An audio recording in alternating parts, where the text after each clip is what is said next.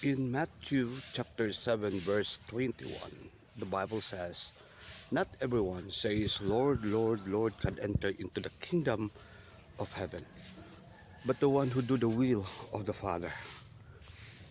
On that day, they will say, "Lord, in your name we cast out demons. In your name we heal lepers. In your name we prophesy. In your name we perform very many miracles."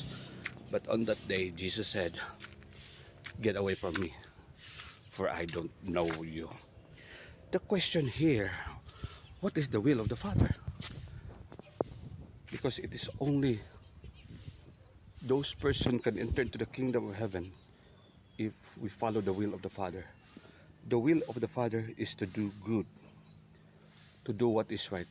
It is not performing different miracles. What I mean is that it's very clear. If you have this spiritual gift or gift ko no, ganun na lang.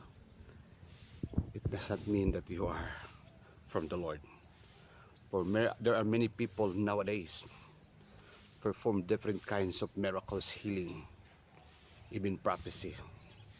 But at the end of the day, Jesus said, "I don't know you. You are evildoers."